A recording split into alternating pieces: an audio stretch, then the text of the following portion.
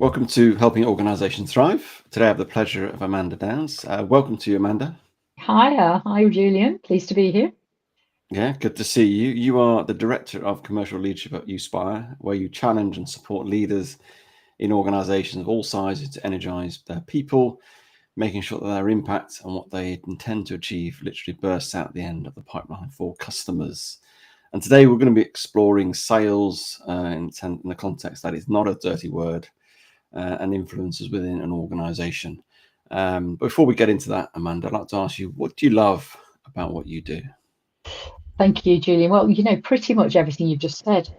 The key is this dirty word thing's really important to me because I know we don't think that sales is a dirty word. However, there is still a kind of like a historical context of actually, we're going to be sold to, so we've got to get our heckles up. And what I absolutely love is helping sales teams, sales leaders, and anybody actually to be proud of what they do, be proud and you're resilient and really confident that they're selling something that's of value to the people that they're selling to. So I really love it, and help skills and attitudes and knowledge and the resilience and the confidence to frankly take the no quite often.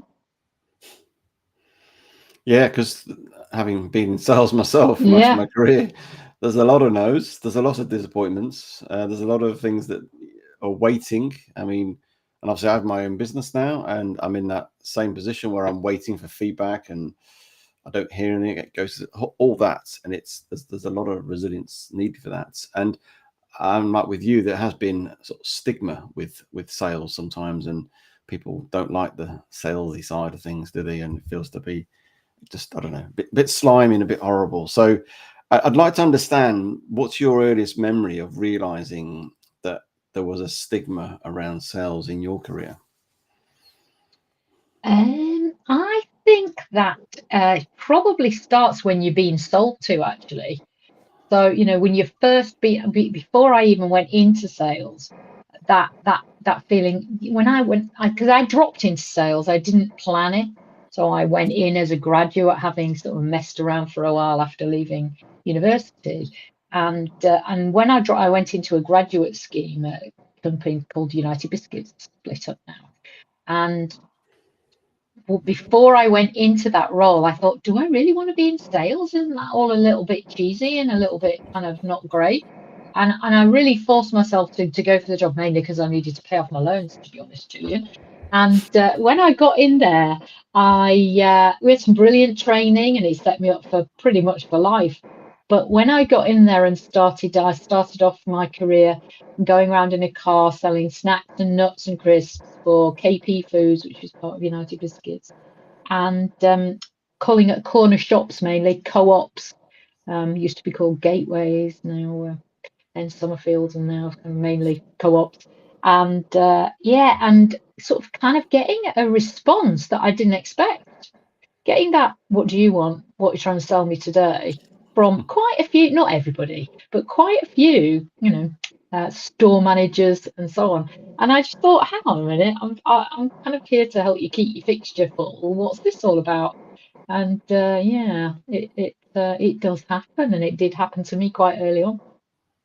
And how, because there is a lot of not just, not I say aggression, but also negativity towards the salesperson turning up and being sold to, and lots of no's, or what you're here for, can you come back another time, that whole sort of difficulty with it.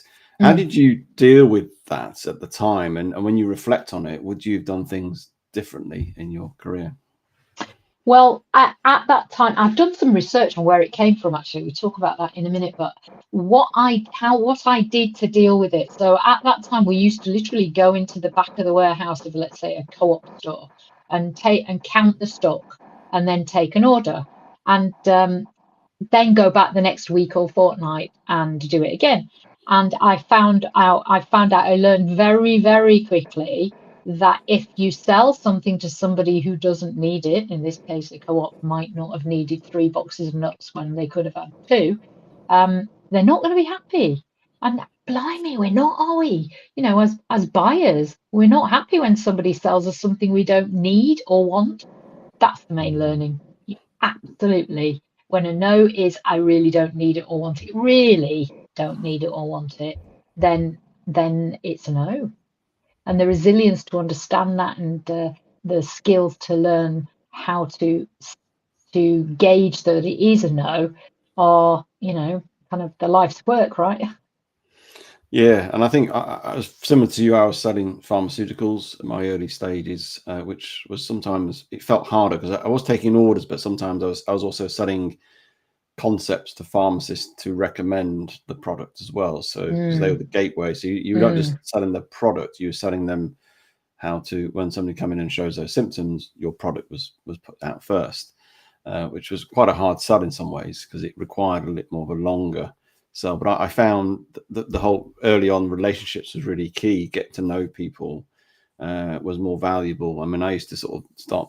I learned this from my manager. Taking donuts to places and just because food and things like that, you just become a bit more friendly and actually just get almost partnering them as opposed to you're the buyer and I'm the salesperson and we confront, but actually just yeah, get alongside them. I learned a lot of that very early on as yeah. well. Yeah, same. I mean, the number of I've worked in the food industry like you, actually, in the grocery trade for quite a long time, and the training. I moved into a training role at United Biscuits a few years after, and that following a buyer, following a manager around a store because they just don't want to speak to you. The answer is build rapport and relationship and bring them something that they want. And yeah, donuts still work, Julian. They still work. Indeed. So just obviously we're in a digital age now. Things are very, very different from when you and I started this journey in sales. So how has the digital age changed the perception of sales and how salespeople should be different in that context? Well, a couple of things. I think from a buyer perspective, the buyer has started their buying journey very long time before they see or connect with a salesperson potentially. And whether that be in terms of background, let's say you're selling something new, like let's say it's a new piece of software, for example, they will have done some research very easily by pressing a button or asking Siri or asking ChatGTP who are the key suppliers in the Mm. industry and all of that kind of stuff, which means that the rapport needs to be built from a different place. Still need that personal rapport, but it needs to be built from a different place. So I think that's one of the key things that buyers they start their buying journey way before they connect with the customer. If it's a well established, so if you're in an account management position and you're a really well established brand working with customers who you've been working with for years, as I was at United Biscuits, then nowadays they are able to make their decisions around tenders, their decisions around which brands are the best brands, again, but through research and through pressing a few buttons and understanding what's going on. In the grocery trade, you've also got digital has helped to what I really like about it from a sales perspective is it allows you to visualize. So things like VR and kind of digital fixtures, all that kind of stuff is massively helpful.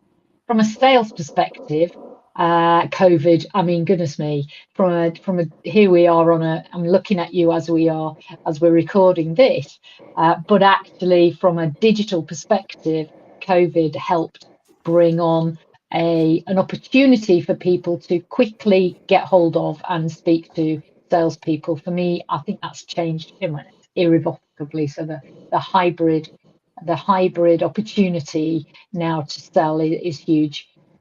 Still getting you to see your customer is the best thing, obviously, but it allows things to move on quite quickly, I think.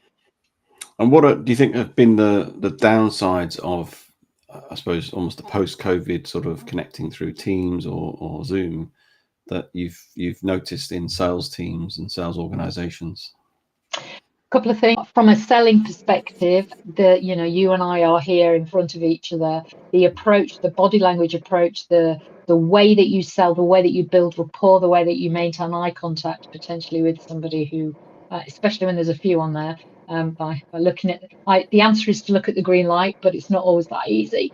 And the ability to maintain a positive body language and to connect is trainable. It has to be trained. We do a lot of work on that at Uspire, and also the what seems to be a never-ending job of work of getting people to put their cameras on. So yeah, I think that's a challenge. Interestingly, for sales teams, the challenge of being together is an interesting one, and this is so related to resilience, Julian, and because if there is no really good scheduled, structured reason for teams to be together, then it's so tricky to get everybody in one room at the same time. Businesses have downsized their office space. The co-working spaces are much smaller. It's one of the benefits of the digital age is that people can live anywhere they like and connect into. I live where I am in the south of England and work for a company anywhere in the world, actually, or certainly at other end of the country. And yet sales teams, our experience, especially post-COVID, but before, is that you must get together. We're finding best practices kind of quarterly to do something really useful. Yeah, and I think as much as we're talking now on a digital platform, and that's brilliant. We've sort of stayed at home, and I've connected you a number of times now. So there's some real power in it, and I do that a lot with my clients. But there's something I always felt something extra when the in-person piece starts to happen. Yeah. And I know, I'm not saying it's got lazier, easier to do it through digital, but sometimes there's obviously more of an effort to go and see a customer in person or a client in person. It requires traveling and think a bit more thought, a bit more planning. But the benefits are significantly better. And it's interesting you talk about teams, hybrid teams, and that resilience piece. What else are you finding or helping them to build that resilience? Because there is almost a loneliness that can come with it, and a sense of, that none of that sort of office little chatter and banter and water cooler moments, all that sort of stuff, and visibility in the organization. What are you noticing, but also what are you what advice are you giving to organizations and sales teams particularly to help them with their resilience? I think what I am noticing the most is that almost every leader that I speak to, be it sales or elsewhere, has navigated themselves and their business, and their businesses have done it as well, but navigated themselves through when we are going to be in the office together and when we're not.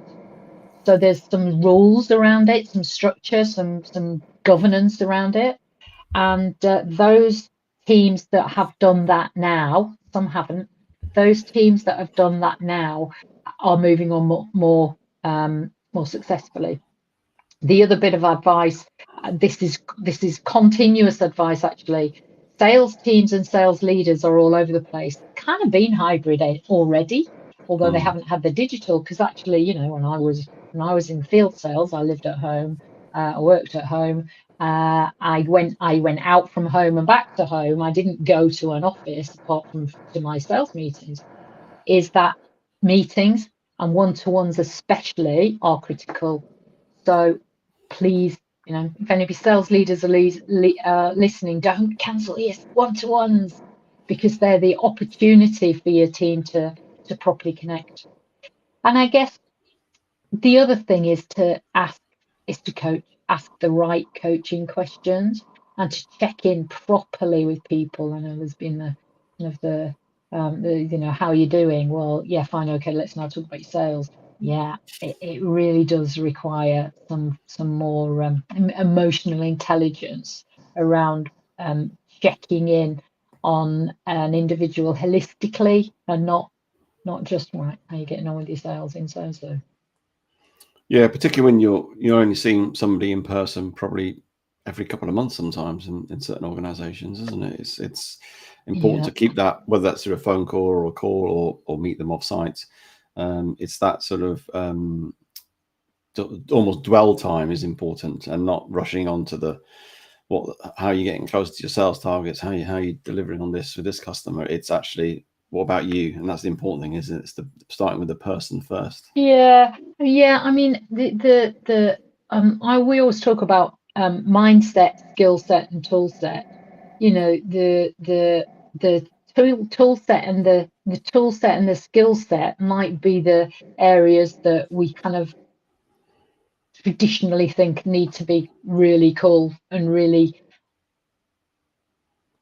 set out and structured for a salesperson. Actually, mindset. And I think I probably add, I'm sure you'll agree with me here, Julian, but I probably add heart set, whatever that is. But actually the mindset, you know, that what's the head and heart thinking and feeling, attitudes, perceptions. It's all about, for me, half of the job of the sales leader is to make sure that the team of mindset is strong and resilient. Absolutely.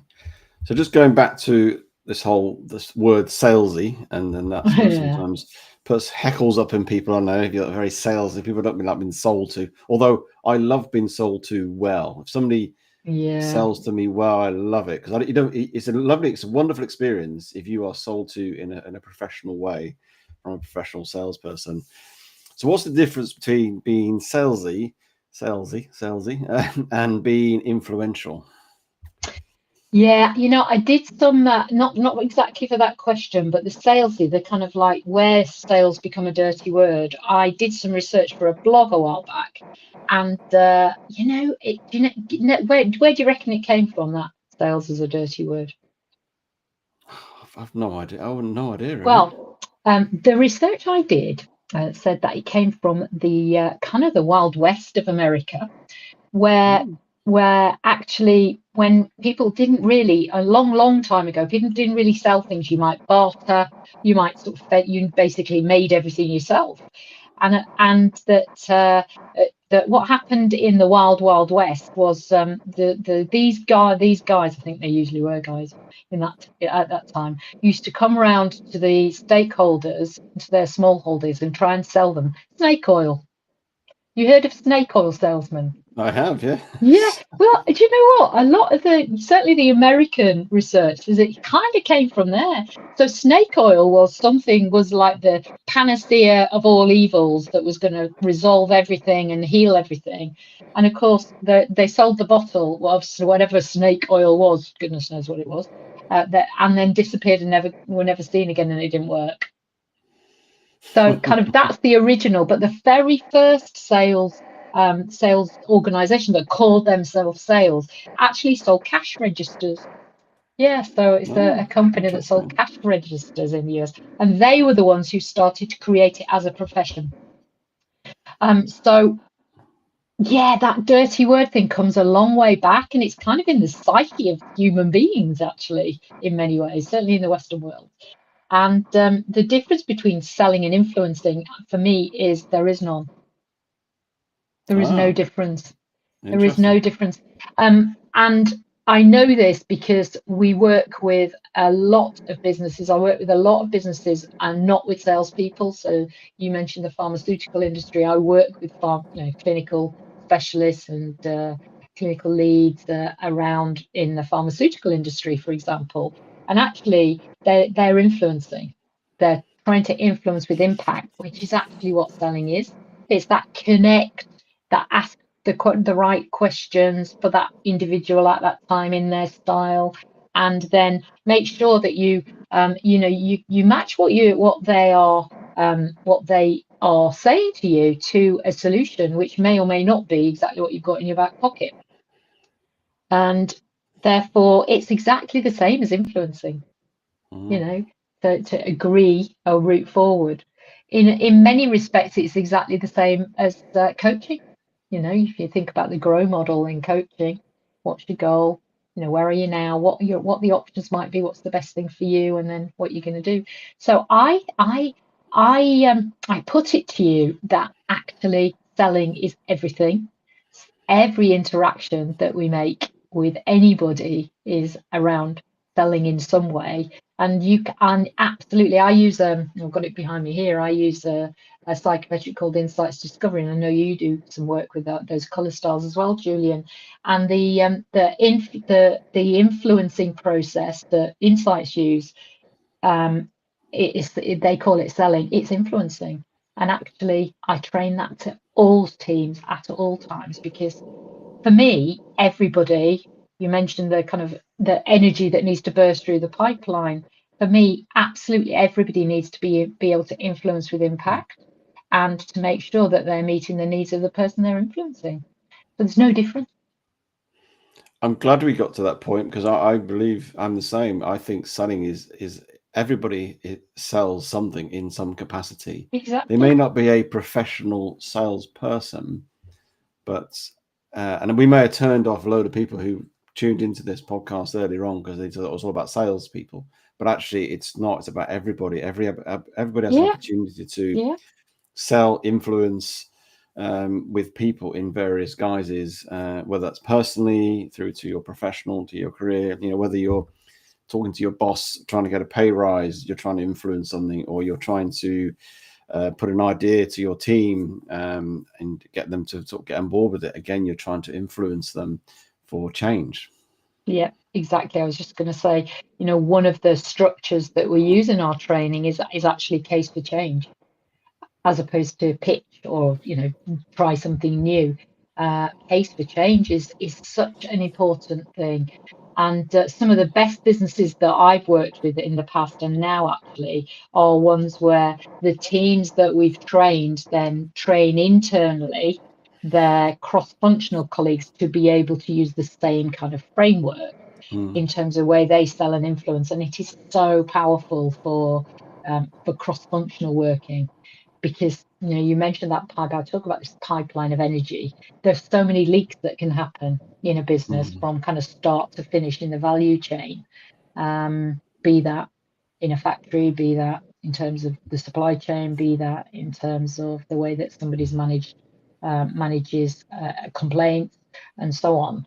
And if everybody's using a similar structure, big believer, as you can imagine. But if everybody's using a similar structure and has similar skills, it can be, that the energy goes right from the beginning of the pipe and bursts out to the customer.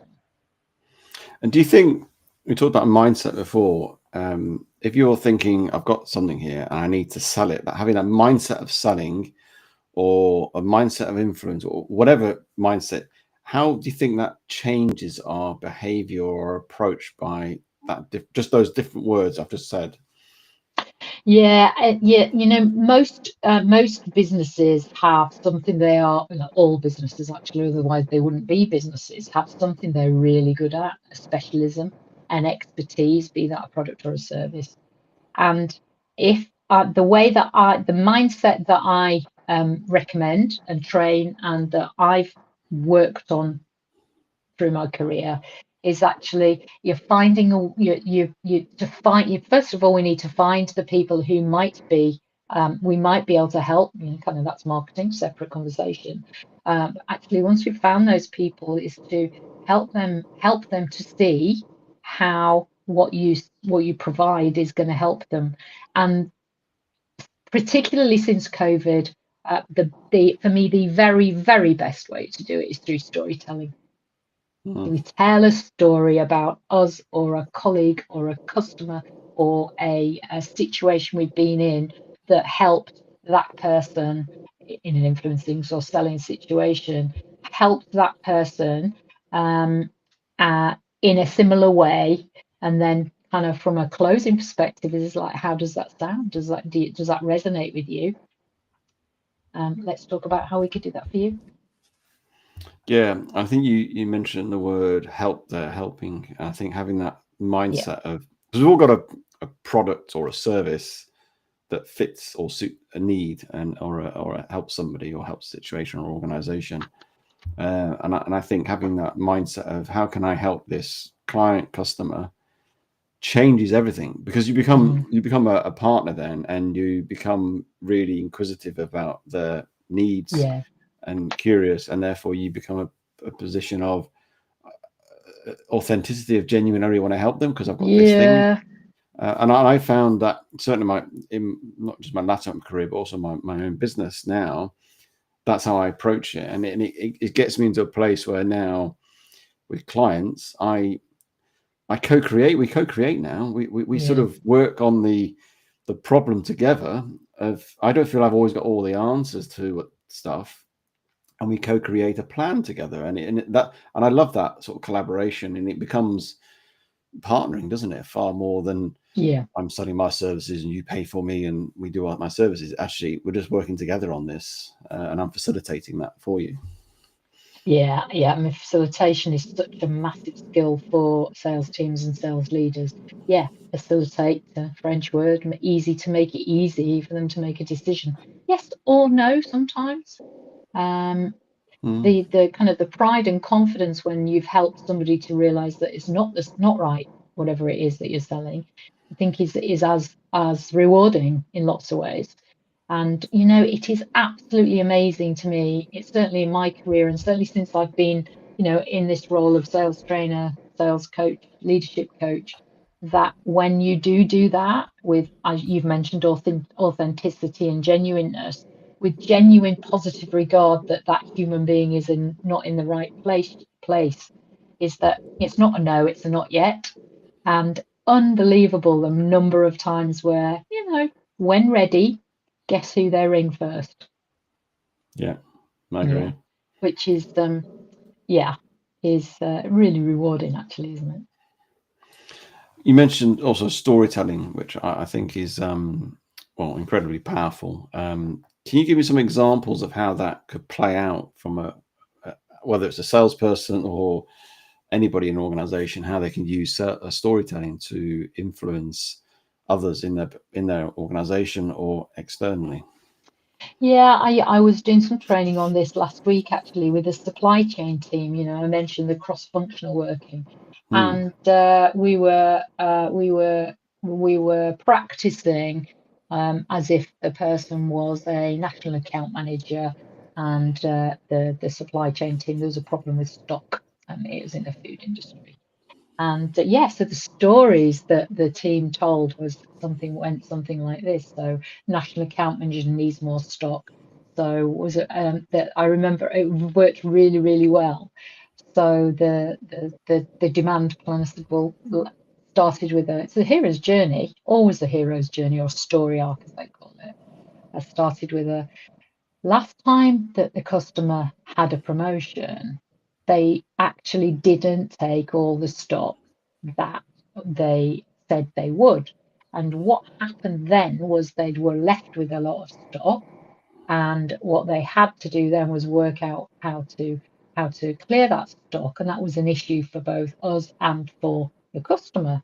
And therefore, what we really need to do, National Account Manager, is we need to help them to improve their forecasting so that next time this doesn't happen and everybody will make as much profit as possible.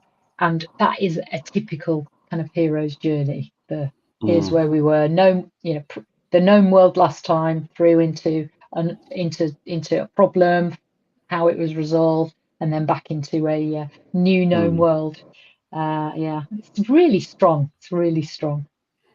And because people love stories and people can picture things. If you tell them just facts and data, it's a little bit like, oh, I've just got to try and process it. But if you tell me a story, I come along with you. And, and I do this a lot with sort of clients or potential clients. I give them examples because, what do you do? And I just say, I talk about my case studies, I guess, or stories of my clients, of what I'd done and how that panned out, what they were after, what I did and what the result. And, there's a nice flow to it. And I find it actually quite interesting to tell as well. And I don't have to remember an awful lot. I just think of, I think of an example of, and I can just remind myself of that story. I don't have to have it all written, no. because it's sort of embedded within me, and Yeah. and you've observed it, you've actually lived through that story, so you can just share it, can't you? Well, and at the end of it, you could say, kind of, so shall we look at that for you then? And and actually, it absolutely works, and you know that that it's working for a customer or whoever it is you're trying to influence when they tell you a story that builds on it. It's Yes. it's a great measure. They say, actually, yeah, and we did that once, and that happened, and. Oh, sorry about that. I did not expect this, Julian. I think we're nearly done, but the window cleaner has just put a brush up against the window. Hopefully, you won't hear it. That's fine. No problem at all. That's not just one thing really. Now, just to finish, if you could change one thing about sales and its perception within business, what would that be? I guess that it's a clean word. That sales is recognised as the lifeblood of every single business, charity, organisation, wherever that might be, and that actually the skills of selling and influencing are seen as not. I really gets my goat when people call them soft skills. They're not soft skills at all. Are seen as essential kind of personal skills.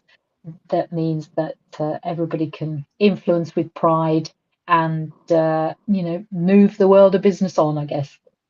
Yeah, brilliant. Well, thank you for your time today, Amanda. It's been really insightful and helpful. If people want to connect with you, get in touch with you, how can they do that? Yeah, please do drop me an email at Amanda@the Group. Sorry, I do apologise. Change that email. Amanda@the And I've got a little story structure template actually. So if you do email me, I can drop that across to you if you fancy trying the storytelling template from a sales or influencing perspective. Well, thank you for your time today, Amanda. You're very welcome. Really enjoyed